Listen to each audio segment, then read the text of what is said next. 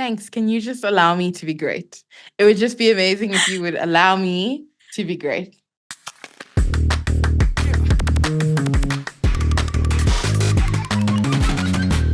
Hi, friends.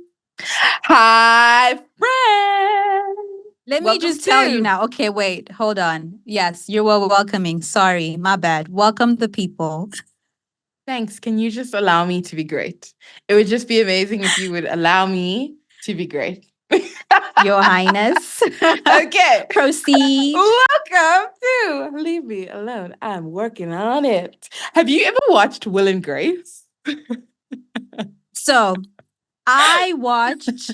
Oh, what's that thing he did? I love So Will and Grace. The guy from Will and Grace, he did Sean a series. Hayes. That guy. He's not yet on my radar, so don't know his name. He did a series with the girl from She's All That, Rachel Cook. He did a series with her many years after Will and Grace. Is Sean many Hayes? years after. Are you thinking about Sean Hayes or are you thinking about someone McCormack, Will McCormack, something McCormack? I'm thinking about the guy who was in Will and Grace. Will from Will and Grace. Will, What's okay, his so name? not Sean Hayes, something McCormack. Okay, Will from Will and Grace is who I'm talking about. Okay. So he did this other show, and you know how I like my whodunits and my police procedurals and all of that? Love. So he's like this smart but schizophrenic professor, and she was his former student, and she's now in the FBI, and together they solve crimes. And I just loved him as a personality, like as a character.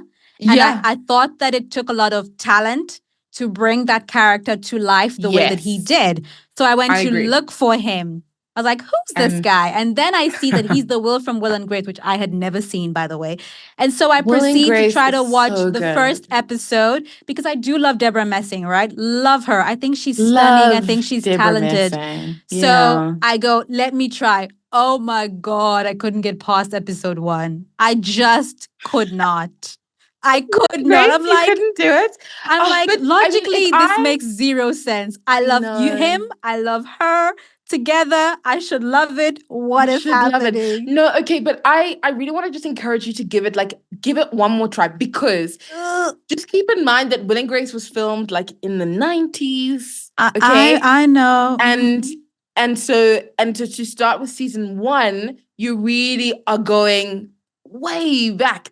And as we've discussed on like things like Big Bang Theory, like the first couple of episodes, they haven't quite landed. Yeah, they're still figuring it out. Kind of thing. Yeah. So please give it a try. Will and Grace is amazing. I love. This is what you said about Monk. I am now in season 3 of Monk, and I'm just like, this is so dumb. No, Monk, I said I loved then. I said it would not hold up now. I think you needed to have watched Monk then. Okay, I will try. I'll give it another go. I'll give it another go. The reason I brought up Will and Grace is because there's the guy in Will and Grace, his name's Jack, played by Sean Hayes, and he has this one-man show called Just Jack. And he like does this thing every time where he's like, Just Jack. So just what now, is it? Is it comedy? The one-man show? It's comedy, it's a right? one-man show. It's like comedy and he plays on the thing. It's very bad. And the whole joke about it is that it's a really bad one-man show. Got it. Understood. Just Jack. And every time he talks about it, he goes, Just Jack. And just now so that's the thing you just did. Working on it. And it made me think about that. And you this has been a jazz hands. really Leave me long alone. explanation. I'm working on it. That would be so bad. That's like something out of the 90s. What is that show with the cheerleaders where they're like, these are jazz hands? Bring it on. These are jazz hands. That's the one. Bring it on. Bring it on. From back in the day. Very good. Back in the day. It would not hold up today. It would not hold up today. No, but it would hold up today if you watched it then. If you watched it for the first time now, you'd be like, what is this? I don't know. Like the nostalgia would carry it. I don't know, Cass. I don't know. I think even if you watched it then, the mighty tour. I think it'll still be bad. No, I can't do it. Anyway. Today I want to talk about money, money, money, money. Well, not exactly. I want to talk about friendships and money. So a while back, we did a wild chat. But a good time will be had. Friendships and money. Friendships and money. It will either make you or break you. Really, there are only two options. It will either make you or break you. Really, there is no middle ground with friendships and money. There's no middle ground. You can't half-ass it. You're either you're good or it's completely all falls apart, dumpster fire.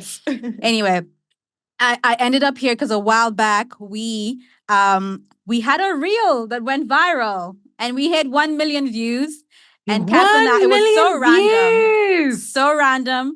We didn't know what was happening. Like, I went to sleep. I woke up the next day and I'm like, Cass, what's happening? What's going on? What's happening? And that reel was basically me telling a story about, you know, a friend of mine who'd hired me to do a job and what that interaction was like. I'm not going to say it now. If you haven't watched it or watched the episode, you should go watch it. The episode is called Get Your Money, Babes, I think. Listen, me plugging in the episode. Yeah, Cass, I'm not even surprised that you know. I just don't know. Like, anyway, do you know what's okay? I keep distracting us, but I do want to just tell this. What's so funny? No, I'm gonna tell. What's so funny is that, like, for you, I'm the forgetful friend. Like, I forget. I just don't remember anything. Terry is that for me. Okay, Terry's memory is so shit. But now imagine if I'm bad for you, how bad is Terry? That's really the takeaway. Okay. That's a good thing to think about, but anyway, yes. So that particular story was just about how we'd had this sort of friendship that had gone into a bit of a business relationship now, and there's obviously money involved and how that played out. No spoilers whether it played out well or not. You're going to have to go watch that thing by yourself. But it just kind of had me thinking again, you know, and a friend of mine used to say something about money and friendships. Deb used to always say that before you become really close friends with someone, you need to know how they handle money. You know, you need to see what their relationship with money is. And she didn't mean like, okay, this is just a disclaimer here. I'm not here to teach you how to handle money. That's not what this is. That's not I'm what not this even a episode is professional. gonna I don't know anything about that. That's not what this is. This is more focusing on friendships and how money can oftentimes rock a friendship, right? And Deb used to say that you need to see what their relationship with money is. And she didn't mean like, are they investing? Are they saving? She just meant like, how attached are they to money? How important is it for them? How willing are they to let it go, to give? And how much do they want to hold on? How desperately do they want to hold on to money? Because if you have a friend who puts money above everything else, and you know and you are clear, then you know that there is no reason on this planet why you and that friend should mix money business together. Correct. You get what I mean? Like if you go out together, everybody pay for themselves. If we are going on a trip, we're not splitting the bill. This is what I ordered, I'll pay, you pay. Because you know that they are very finicky with money. Yeah. And she used to say jokingly then in school, and for the two of us, we shared a lot. So like we'd get on a bus, I'd pay this time. And somehow we were just on top of it. I think it's just also, we both came into it, and this is a completely different conversation, but we both came into it with this mentality of just, you do your best for your friend. And you leave the rest, right? So we weren't like counting it or like trying to remind each other, oh, I paid the last time, you have to pay. We just automatically, because we were so considerate and conscious of each other, if we got on a bus in the morning to school and I paid the fare, when we're going home, before I've even said, let me bring out my wallet, Deb has paid the fare. Like it was just how it was. If we went out to eat, it's just how it is. It's just how it was. If we went out to eat and Deb paid this time around, I consciously remembered the next time, oh, it's me to pay, you know? And if I forget or she forgets and you end up paying 2 times in a row, it was not a train smash. We're still going to go out to eat. We're still going to, you know, so the next time somebody else will step up and take care of it. So it was so easy and seamless for us. we took it for granted that that's how it is in friendships. That is for everybody. That's not how it is. I've had some friendships that have been sort of rocked on the basis of money. So I went online because I was just curious. I'm like, if it's this bad, there's gotta be stories. There's gotta be people with different stories. There's gotta be people with stories. I think so. I want to comment on the fact that what Deb has said makes a lot of sense. And it's something that you said to me when, I don't know when it was, a while ago. But when you said it, I was like, this is wisdom. Like it landed so, because I was like, oh, and then I'm thinking back to like interactions and I'm like, that's why that didn't go well. Yeah. I understand, and like I have this recollection of a time when like a group of us wanted to like go away for the weekend. Now tapping back into the group trips. Tapping back into group trips. But a group of us wanted to go away for the weekend and we booked this Airbnb. And then we get to the Airbnb and the standard of the Airbnb was terrible. Like, oh God, I remember this one. I wasn't there, but I got a call. I got a call. Dummy was there. And like, so we book this Airbnb. Pictures are beautiful. It's stunning. It's amazing. We get there. It is a construction site. Like there is like scaffolding and paint and walls have been painted. There's still the concrete is drying, but some like you walk in and it smells like dust. Yeah.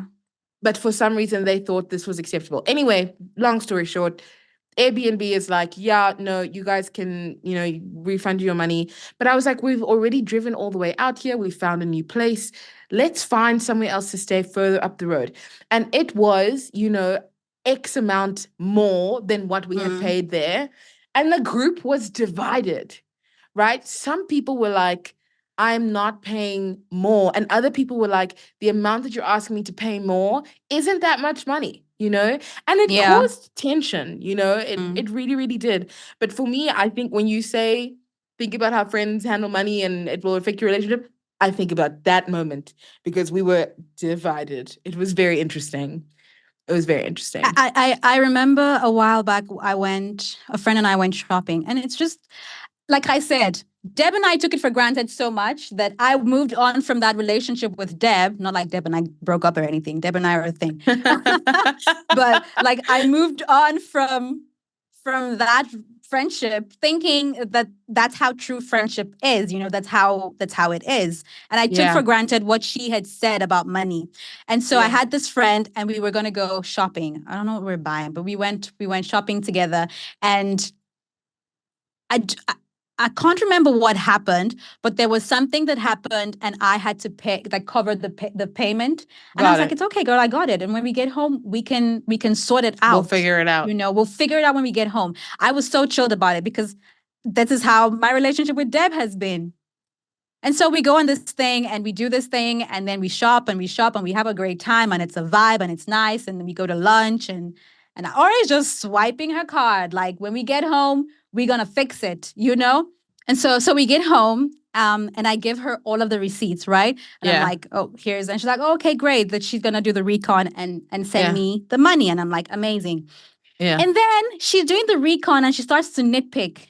Like really dumb stuff. She's kind of like, no, but this particular item, you said I should buy this. Or this particular item, was that how much it cost? I don't know what the issue was. I don't know. Anyway, so the total comes together, right? And I'm like, this is the total. And she, not the total for everyone, her total, because I shopped too. So I've taken my stuff off of it. Yeah. I don't know if she's upset that it's that much money. Maybe she didn't know. Let me tell you, she's upset. But I can visibly see that she's upset. Sure. And now it's coming across like maybe she thinks I'm lying. Maybe she thinks I'm trying to cheat her. Like it became a whole... The numbers are here. They're here. It became a whole thing. I can't even remember all of the things she was nitpicking on. I wish I could remember specifically. This is so long ago. And I remember that day just thinking, oh my goodness, is this how it is in real life? Has Deb just spoiled me? Because with Deb, I wouldn't even have this issue. And hectic. Before she agreed to eventually now pay me back the full amount that like what was there, we went through a whole thing. I was like, girl, I did you a solid here. And I thought that's what friendship is. Why are you getting upset with me? So that was a moment for me where I was like, oh, it's not always like that. You know, it gets very complicated. And after that point, obviously, we've also had like the group trips type of things, you know, or I've had friends not want to pay me for work, that sort of thing. I guess for me, I've also had like the whole thing where you like lend someone money and then you never see that money again. And then it's awkward and it's weird and it's like, I now need to ask for the money, but like I feel awkward being like, sorry, please can you pay me back? But at the same time, let me tell you on like, that one. Give me my money back. On that one, I got two responses. So hold on. So I just learned, I was literally like, if someone asks me for money and I'm happy to lend it, I must also be happy to never see it again. There we go. That's what I was about to say. That's how I was raised. My mom raised me. She was like, if you are gonna lend someone money, if you're gonna give someone money, give them the money. In the back of your mind, know that money may not be coming back to you. May never come back to you. So she's like, you need to give an amount that you're okay for it to not come back. Correct. So if someone says they need 10,000 Rand, I don't know, I'm making it up. If you're okay to lose 10,000 Rand, sure, you can give them all of it. Go for it. If you're only okay to lose 1,500, that's what I got. That's what I've got. Because now I must be chasing you around for years. I know. Being like, my second response to that thing is, if you have friends who are open enough, happy enough to give you money when you need it, please don't make them ask for it back. Don't wait until they've asked you repeatedly. Even if you cannot afford to pay back when you said you could pay back, just pick up the phone and be like, babes, I know I said I was going to pay you back today. This is the situation. This is where we are at. Yeah. Like update them. Update them the way you would update shareholders. Because technically, they're now shareholders. You owe them money. You owe returns. Right? Don't let them be calling up to be like, where's the quarter's returns? Update them. Like, it's rude. It is mean. I have a controversial question for you. Oh, okay. I asked this because even me, like, I'm not fully sure where I stand. I know what my immediate response is, but I don't know if it's an appropriate response. Okay, this I've got to hear. Tell me. So, what would you do if a friend asked you for money, and you were happy to give it, like we've talked about, you're happy to give it, you know in your mind they may pay you back. Hopefully they pay you back, fingers crossed, but you're happy to release the money. And then you see this friend on Instagram, in the club, popping bottles, living it up. You're just like, how are you doing this? Am I funding your good time? Is that what's happening? Would you be okay with that? Have they paid you back? They've not paid you back, hey? They've not paid you back. They said they would pay you back. Yeah. But they've not paid you back. And when they ask for the money, you didn't ask questions. I'm like, if you're asking me for money, I assumed, and maybe that's on me, but I assumed it's T for tense there. You are stuck in a situation. It is T for tense. It's like that Usher and Pitbull song. I don't have enough to pay the rent, but I have enough to go to the club and have a good time. I cannot be involved. Well, you're not involved. I cannot. It really doesn't concern. Okay. The default human reaction. It's my money. Hang on. I've also got another side to spin here. The default human reaction is to be upset because you're like, Haibo, why are you living large on borrowed money? On me. Right? And me, I'm sitting at home on the couch. You went to Groove. You didn't even invite me. But Cassie, I got. If they've asked you for money, chances are they've asked someone else for money. There is no guarantee they're grooving on your money. It might be somebody else's money they're grooving on. Listen, you're not wrong, but I don't have the information. The information that I have is that you asked me for money, I gave you money, and now you're out at Groove. You didn't invite me, I wasn't included, and you're living it up. Are you upset because they haven't paid you the money or because you weren't invited to Groove? I just need to be clear. I'm upset about all of the above. And that's what money does. Money makes people upset. It makes people upset with their friends, makes people upset with their spouses.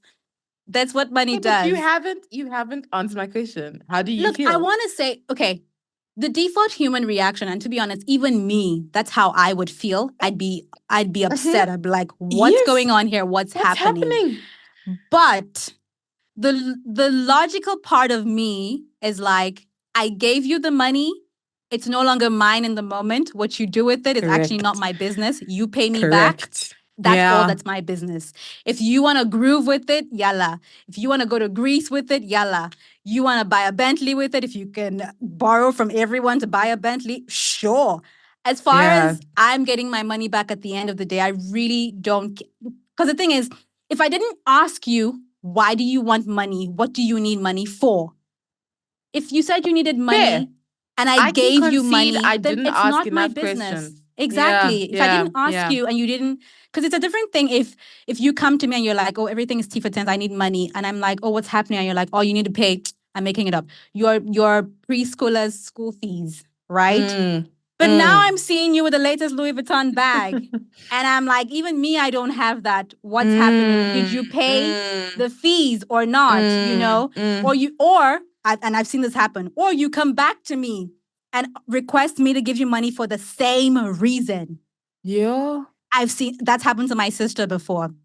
Had a friend ask her for money for something, I think for one of her kids or something. And then she gave, she was like, oh my God, I'm so sorry. Gave. And then she's seen this girl living her best life. And my sister said nothing. She's like, it's none of my business. I don't know how you got the money. I don't know what's happening.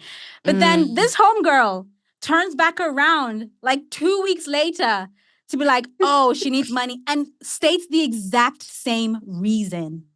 And my sister's like, didn't I just give you money for... Let's also talk about this as well, because there's being generous in a moment, and then there's taking advantage of that generosity. Oh, of course.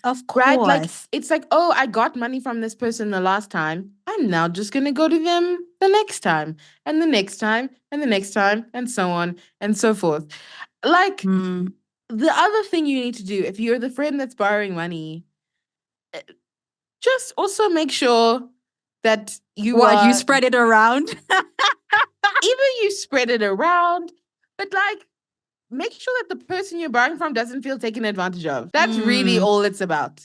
Like, make sure that person doesn't feel like the only reason you arrive on my doorstep is to ask me for cash dollar. Because then I'm like, am I your friend or am I your bank? Like, what's happening? You know? Yeah.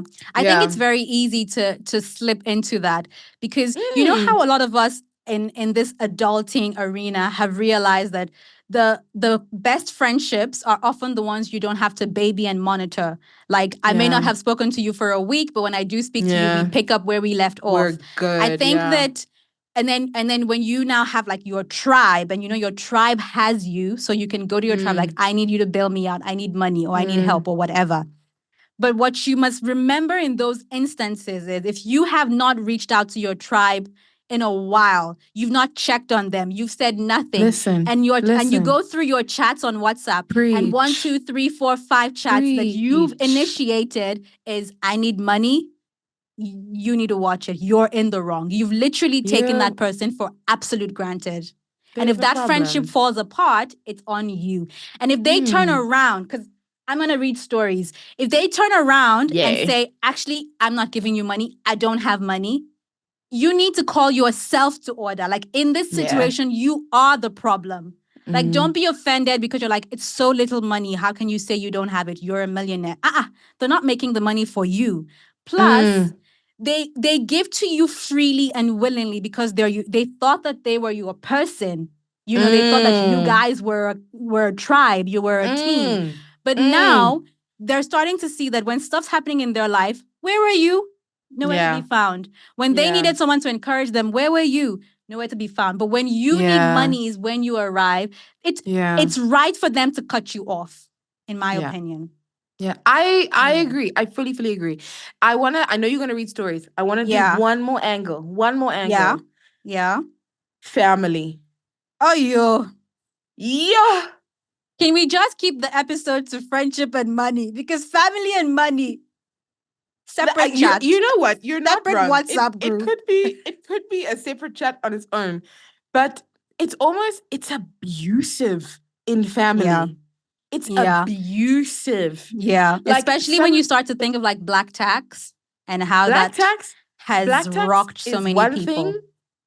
Black tax is one thing, but then it's like I don't know what the word is. It's like tax on tax on tax. Because it is consistent and it's all the time, and then it's obligatory. It's like, oh, but you are my son. Oh, but you are my brother. Oh, but you are my whatever. You should support me. And then the minute you turn around and you're like, no, sorry, then you're shunned. But you're right. Yeah. A chat may be fine. It's a chat. It's a different chat. A chat needs to be had. But I will say this: you are not entitled to anybody's money. Amen. I'm not sure if you heard it the first time, so I'm going to say it again. You are not entitled to anybody's money. Preach. Whether that person be your spouse, your mom, your dad, your sister, your best friend from the womb, your twin. You're just not. You're not. So this idea that they must give me because I asked and I'm important to them, let's get rid of it. This idea that they're working and they're making money and they live in a nice house and they drive a nice car. You don't know what other things they're having to pay for in their lives. Correct. You don't know what the plan is. You don't even know if they've paid off the car or the house. Yeah. You are not entitled to people's money. Please stop getting upset when people say, I don't have money to give you. Because people then do this whole thing of, but you're nicely dressed. I didn't buy these clothes today. I've had these. You don't know. For 10 years, I might have been wearing the same thing. Haibo, did I leave my house and buy the clothes on the street? Also, so what that I'm nicely dressed? I worked hard to get the money so that I can be nicely dressed. That's not a good enough argument. It's not. It's really not. It's really not. So I think that, first of all, I'm just saying, I'll say what Deb said again. Number one, before you become really close friends with someone, make sure you understand how their relationship with money is. Like, do you guys relate with money the same way? Are you guys open about it? The same way? Do you think about it the same way? Do you approach it the same way? If not, you might want to prevent yourself from going into business with this person, from borrowing them money or lending them money or spending money together. Everybody just separate it, right? To your tent or Israel, each person. The second thing is you're not entitled to anyone's money. So if you do ask, no, that's the third thing. The second thing is if you are only reaching out to your friends when you want money and they cut you off, you are the problem, not your friends. It's you, babes. Yeah. Number 3. What's number 3 again? Because now I've forgotten. I've been on a roll and now I can't remember. You're on a rant there. I'm on a rant here and I can't remember. What's number 3? Number 3. I literally said it right now. It'll come to me. You did. Number 3 was I was trying to do that trick where I just start speaking and hope the words come. I'm going to read the stories. Number 3 will come. Okay. So I found these, and now there's so many things on my phone. And now I'm like, where is it? Where is it? Where is it? Okay, here we are. So this one is, so it's called, the title is, Am I the Asshole for Expecting the Money My Friends Made While We Were Away? What? Now, it'll become clear. The title's not very clear. Do you know that I know that this is something I need to work on because people will start telling me the story and I already have questions already, but they'll probably be answered if I wait. I'm gonna shut up. Thanks. That's a good plan, friend. I support that plan. Thank you. Yeah. I'm working on it. So me and my wife traveled abroad for a few weeks. While we were gone, we had friends house sit / take care of our kids. We make money from parking from a nearby arena, about $150 per show. And there are shows there once or twice a week. So our friends parked our lot while we were gone. And when we got back, we asked for the money they made and they refused and said they were house sitting and they did the parking. The money is theirs and they didn't give it to us. About $450. After chatting with them about it, they have doubled down and are not giving us the money. This led to a fight. Am I the asshole here? Wait, sorry. And all God's people say this. I do need to understand this. Wait, so so I go away for the weekend. You are house sitting my house. I have what? Parking You are house sitting plus looking after my kids. Oh. It says we had our friends house sit / take care of our kids. Now, I don't know how many kids there are, but there's kids involved. Whether it's one or plus one, it's kids, right? Tiny humans are a handful. Tiny humans are a lot. But okay, so what's the parking bay? I own a parking bay and I'm renting it out? They have, their house is like next to an arena where they have shows and concerts or whatever. And you know how like when you pull up at an arena and it's completely full, you start looking for where else to park? Yes. Exactly. So they open up their parking drive. Exactly for people to park. 150. Can I just commend you on your ingenuity? That's amazing. Okay, I understand. So $450. This is the now you want your friends to pay you back. Yeah. So you weren't there, so they did the parking, right? So they're responsible, so they did the work. They're house sitting and they're watching after your kids. I do think that there is a problem if you expected all of this to be done for free. Like, because I have house sit houses before and I got paid money because I'm taking care of your house. I'm taking care of animals. I'm taking care of, I'm never taking care of children. But like, I have house sit before. It's a job, you know? So if this is all and I'm running your little side business because that's what this parking thing is. Right? So for me, I'm like, if all of this happened for free, then yes, you're the asshole. But if there was compensation for work done, then no, you're not the asshole. And that was literally like the first question someone asked. Someone was like, wait, were the friends getting paid to take care of your house and your kids? Because that's the first question I had. I'm like, if you were expecting this to be done for free as per you're my friends, come stay in my house and look after my kids and not get paid for a week. And then and then now it's even easier. You don't even have to pay them. The house is paying them. Do you get what I mean? Like, this is not money that's coming out of your pocket. You should not be concerned. Let them, they earn the money. Let them earn the money. Okay, so I'm going to take one more story. One more story for this episode. So this one says, am I the asshole for being upset because my wealthy best friend wouldn't let me borrow $5? Now, it's okay. Hold the thought. It's a long read, so I'm going to paraphrase like you wouldn't believe. Okay, let's go. So my best friend and I have been friends for nearly 7 years. When we first met, she was struggling financially and lived paycheck to paycheck. At one point, her car broke down and she had no transportation to work. So I would let her borrow my car and never ask her for gas money or anything in return. At the time, I was financially secure and was happy to help her out. As the years went by, my financial situation changed, and just like her, I began living paycheck to paycheck. But at this time, she'd started dating a guy she met online who revealed to her a few months into dating that he was a millionaire. Cassie J, I need you to bring this exact same energy. If you love me, if you love me, you will do this for me. Secret millionaire. I know. That's so exciting. I know. Isn't it? But also a little scary in today's world. It's like the dream though. Like you dream to like meet a nice guy and he's wonderful and amazing and you're having an okay time. And then after you've fallen in love, the prince of babe, Genovia. Just FYI, I'm the prince of Genovia. We watched think that's a situation I would handle really well. I would not handle that really well. Oh God, I wouldn't. I would fail. Okay, I'm going to keep going. Anyway, so she marries this millionaire. And then after that, the friend says, I've asked to borrow money from her, which I've always paid back. It's usually small amounts, like $25 or less. And she would always oblige, no problems. Until recently.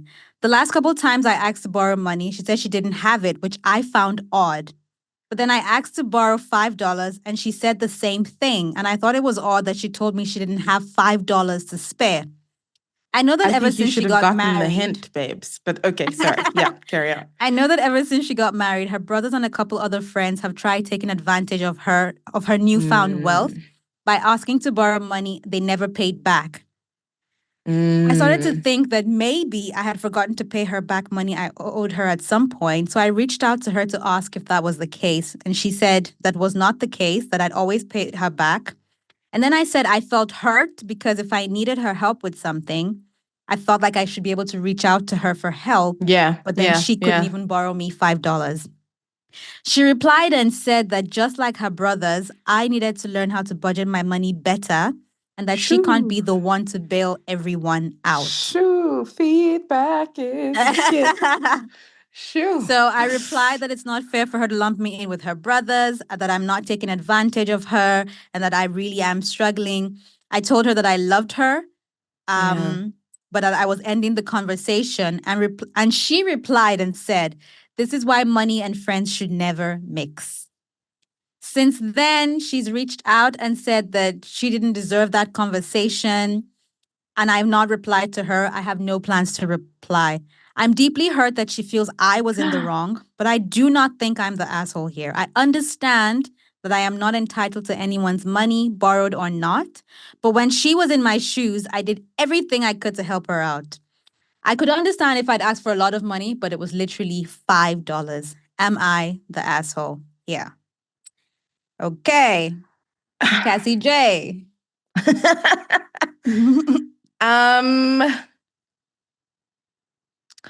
I think it's tough for me because I see both sides of this argument, and I think that they're both wrong and right in equal measure. Like, if I take the time to understand the storyteller, I'm like, okay, I understand where you're coming from, and I can understand why you believe that your behavior has been justified and has been like, and that her behavior is weird. I can see that. On the friend side, I'm like, I feel like there's a lot of subcontext to what she's saying, because for me, what I'm getting is that it's not actually about the money. It's not about $25 or $5 or $500, right? There's an issue here that obviously needs to be addressed. And I wonder if she's maybe feeling taken advantage of, if she's feeling, abused because of her current situation. So I don't know. I can see both sides. I think it's complex. I definitely agree that I can see both sides, but I'm thinking about it personally, like even just for me and like in my friendships, and I'm like, if tomorrow I became a millionaire, and like I've got like my girls, like my G's, and you're in a tight spot and you needed $25, like. And I know people are going to be like, oh, all right, this is why you're bad with money. Maybe so. But like, I don't see a world where I would borrow you that money. I'd just give you the $25. Like, you're my person and you're struggling. I wouldn't even expect the money back. That is you. That is you. That but is like, you. But that's if, because the story says they're best friends. That is if we are best friends. If what we've done in the course of our friendship is we support each other, we're there for each other, we stand up for each other, I'd feel okay. Where I'd start to have a problem, and I don't know if that's what has happened in the story, because the author is saying all of the right things. She's claiming she doesn't feel entitled to the money.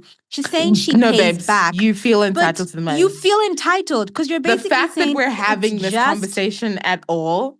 You feel entitled. You feel entitled to it in some way, shape, or form. It's just $5. Girl, you bring the $5 then.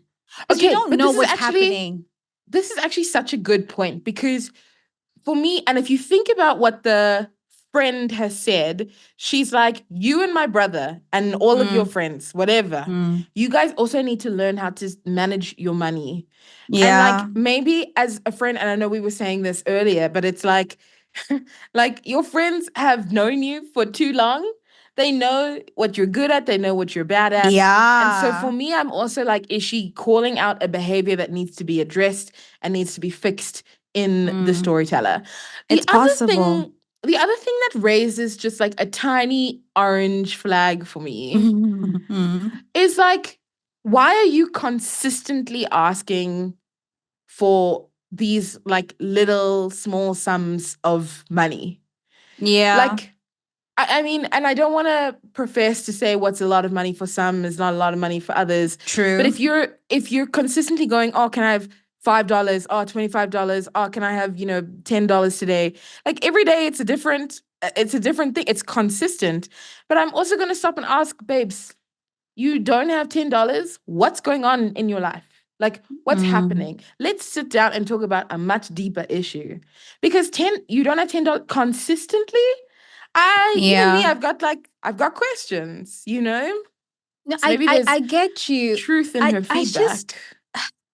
There probably is, but I think I'm just more stuck on because I'm trying really hard to reconcile this idea of them being best friends since they were in the womb to this person who now can't give you $25 and you're getting upset about $5. Like, I'm like, I've often seen it, and it's happened to me as well in friendships, is that when someone only shows up when they need something from you, like they consistently, they say they're your friend, but they consistently only show up when they want money, they want help, they want something. After you give to them, you'll give and you'll give and you'll give because like they're your friend and you think you're being supportive. But after some time, and to your point, if they keep draining from this emotional bank account and they don't put anything else in, you're not going to have anything left to give. There's nothing because left. She's saying, I paid you back. Yes, you paid me back in cash. Like you gave me the $25 back. But did you pay me back in kindness? Did you pay me back in love? Did you pay me back in support? Did you pay me back in, I don't know, quality time? Like, have you been there for me? Or do I only see you show up on my front door when you need something?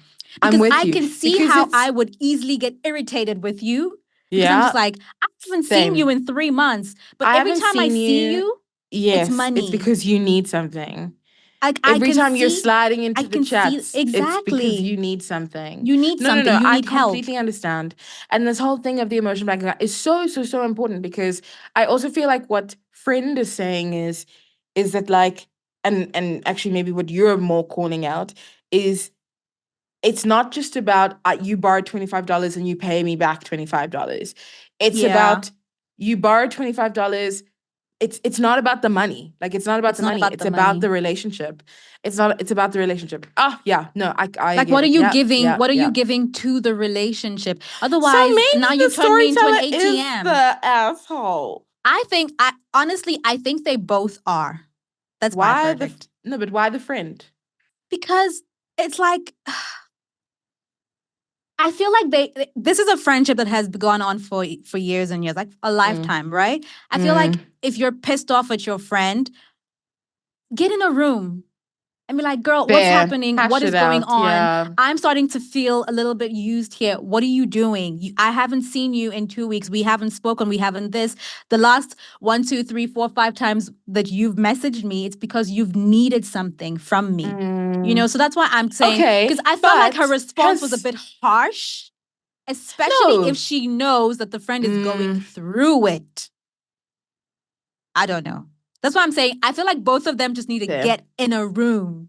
Hash it out. Sort it out. Hug it out.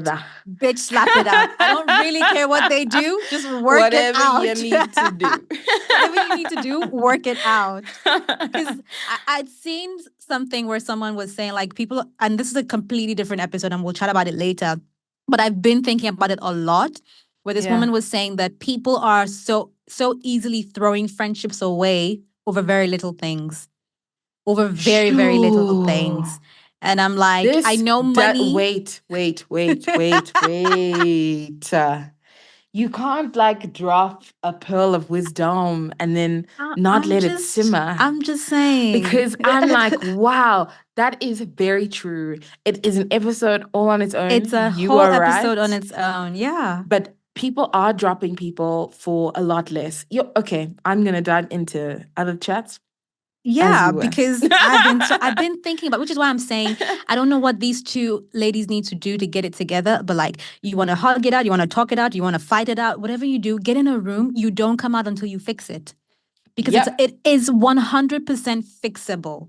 1,000%. Right? If you genuinely do love each other, and if everything else in your relationship up until this point has been golden, don't let marrying a millionaire now get in the middle of a solid friendship. I know that's not what's happening here, but I mean, there's something to be said. I know that this episode we've spent talking about how, you and your friends and the people in your world need to manage money the same, or at least you need to know how the people in your world manage money. The other thing to note in this story is that the money situation changed for one friend. It did change. No, it changed for both of them.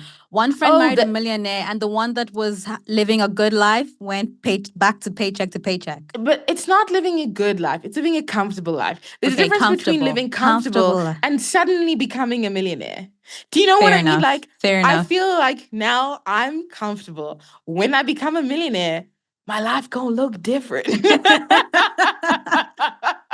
It's gonna look different. It's gonna feel different. And so maybe, I hear you. To your point about knowing how we manage money, maybe it changed for her. I don't know. Maybe it changed.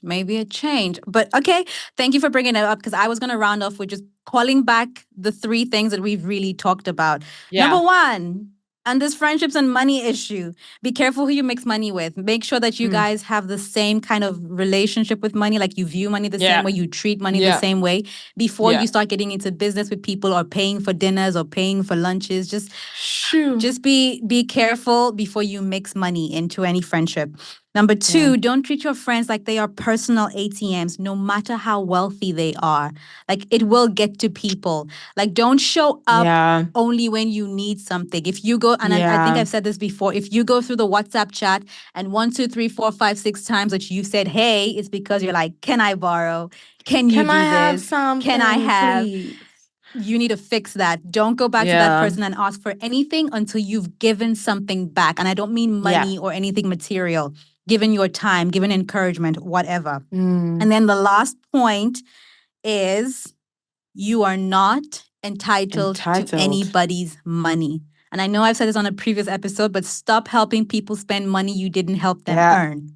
Woo! So whether it's family or friend or spouse, just, you're not entitled to it. If people want to give you money or spend money with you or share whatever, accept it, be grateful for it, but don't go demanding, because I'm your friend, you should be able to borrow me $5. Ugh. No. It don't work that way. It don't work that way. You will ruin your friendships, you will ruin your relationships, and it will be on you. 100,000%. Okay, so I hope we've left you with something to help salvage your relationship. Some things to think about, to question, to unwrap. I know. Come say hi. Come say hi on social media, on Instagram, on TikTok. Don't forget to like, subscribe, share, follow, comment, do all of the things on all of the platforms where you listen to podcasts. And we will see you next week with another episode. Okay, love you. Bye. Okay, love you. Bye. Hey, thanks for listening. Please don't forget to like and subscribe anywhere and everywhere you find your podcasts. You can also watch and subscribe on YouTube and follow us on Instagram and TikTok. Okay, love you. Bye.